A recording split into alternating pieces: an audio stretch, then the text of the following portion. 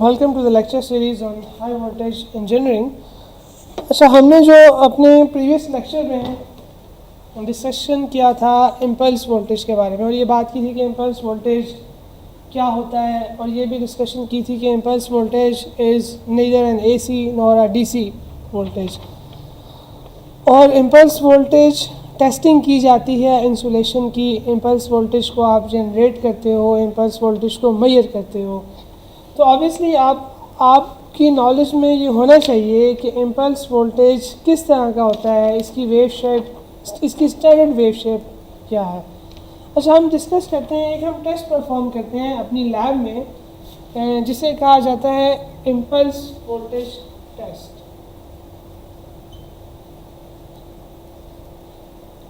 ये जो impulse voltage test है ये हम क्यों करते हैं? स्विचिंग और वोल्टेजेस आती हैं आपके पावर सिस्टम में, लाइटनिंग की वजह से ओवर वोल्टेजेस आती हैं। जितनी भी ओवर वोल्टेजेस आती हैं, हम चाहते हैं कि अब ओवर वोल्टेजेस ऑब्वियसली आपके पावर सिस्टम के जितने भी इक्विपमेंट्स हैं, इंसुलेटर्स, बस बार्स की इंसुलेशंस हैं, ट्रांसफार्मर्स हैं, सर्किट ब्रेकर्स हैं, सब के ऊपर वो ओवर वोल्टेजेस इफेक्ट कर सकती हैं। तो ये देखने के लिए कि आपकी जो इक्विपमेंट है जो आप पावर सिस्टम में यूज़ कर रहे हो, क्या वो उस हाई वोल्टेज को सस्टेन, इस इम्पल्स को सस्टेन कर सकती है, नहीं तो उसके लिए आप इम्पल्स वोल्टेज टेस्ट करते हो। ये हम बातें अपने प्रीवियस लेक्चर्स में स्टडी भी कर चुके हैं। अच्छा, एक इम्पल्स वोल्टेज टेस्ट होता है ट्रांसफार्मर का। लेट्स सपोज हम कहते हैं कि हम एक इम्पल्स वोल्टेज टेस्ट करना चाह रहे हैं ट्रांसफार्मर के ऊपर। और ये कौन सा ट्रांसफार्मर है? ये आपके पास हाई वोल्टेज ट्रांसफार्मर है।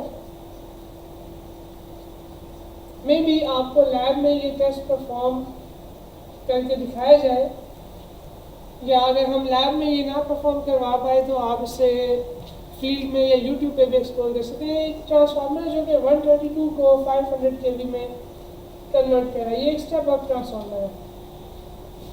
हम इस पे इम्पल्स वोल्टेज टेस्ट करना चाहते हैं। तो इम्पल्स वोल्टेज टेस्ट करना चाहते हैं तो वो जो इम्पल्स होगी हमारे पास,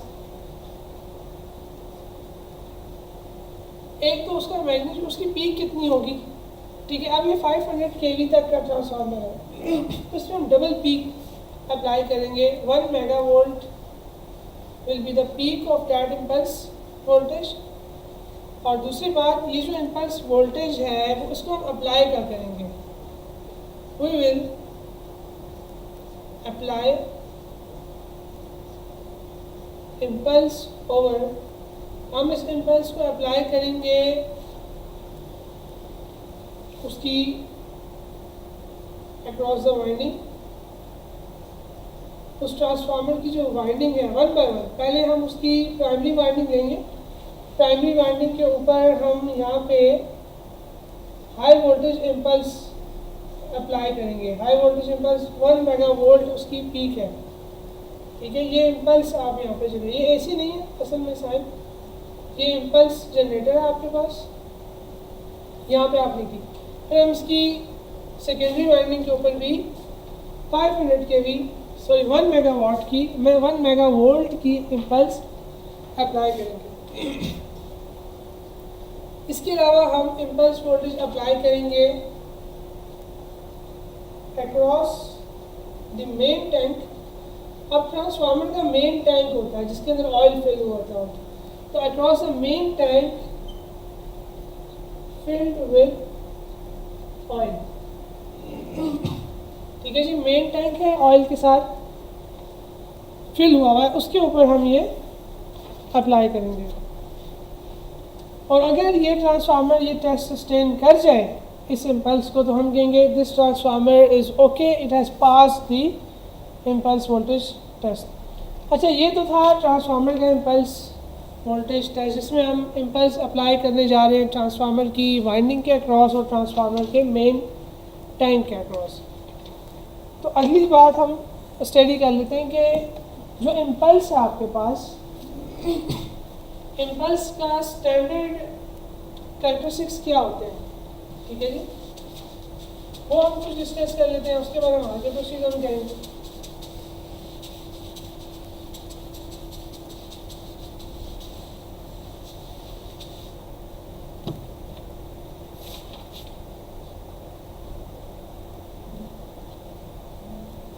standard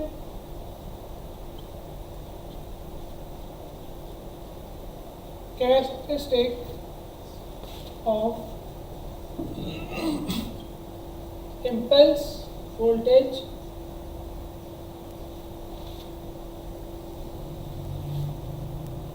used for testing। अब हमें ये स्टैंडर्ड कैरेक्टरिस्टिक्स क्यों मालूम होने चाहिए? क्योंकि हम इस तरह की इम्पल्स वोल्टेज को जनरेट करेंगे। तो जनरेट, जब तक आपको कैरेक्टरिस्टिक्स नहीं पता होंगे आप वैसे इम्पल्स वोल्टेज को कैसे जनरेट कर पाओगे? एक बार आपको कैरेक्टरिस्टिक्स पता लग गए, अब आप उसको जनरेट करोगे, इसके अलावा आप उसको मेजर भी कर सकते हो।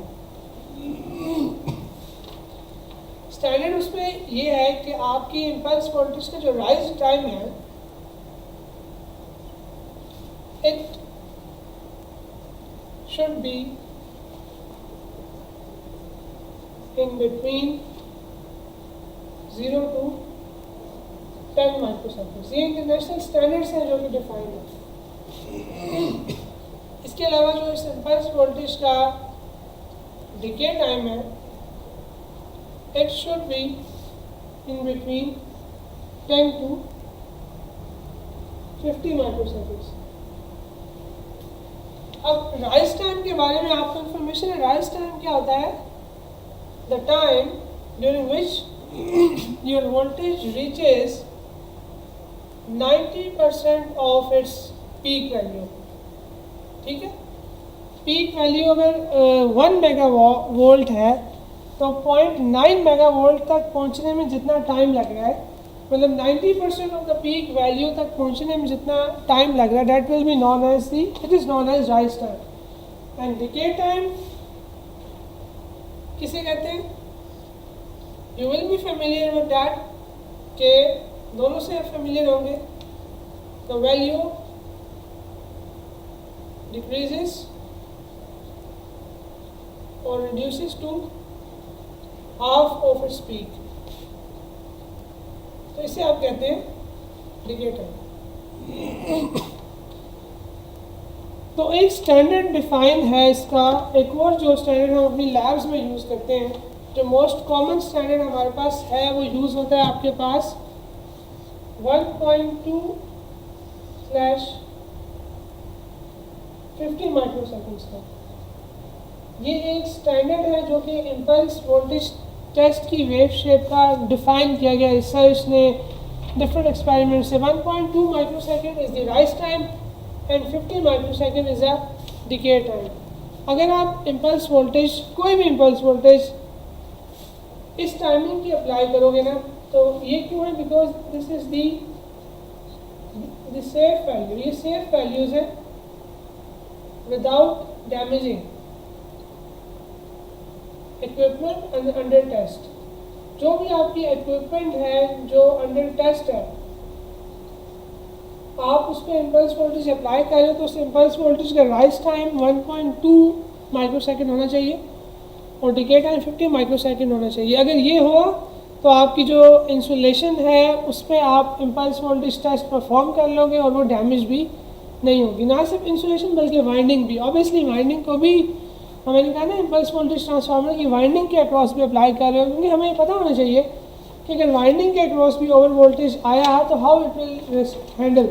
और अगर ये टेस्ट पास हो गया तो समझो कि आपका वो ट्रांसफार्मर इम्पल्स वोल्टेज टेस्ट को पास कर गया। ना सिर्फ ट्रांसफार्मर बल्कि किसी भी इक्विपमेंट को जो कि हाई वोल्टेज में यूज़ हो रही है उस पर हम, और जो पावर सिस्टम में, हाई वोल्टेज पावर सिस्टम में यूज़ हो रही है, उस पर हम ये टेस्ट परफॉर्म कर सकते हैं। अच्छा, इनको देखते हुए आपको इसकी वेव शेप का भी आइडिया मैं यहाँ पे दे देता हूँ कि how it's wave shape of the impulse voltage will be like.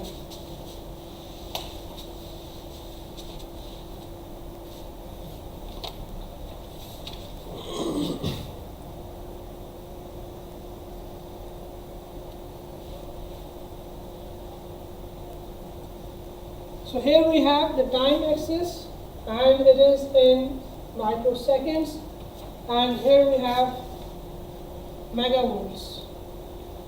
तो जो एक स्टैंडर्ड जो हम अपनी लैब्स में यूज़ करते हैं, टेस्ट बेंचेस में यूज़ होता है। टेस्ट बेंच क्या होता है?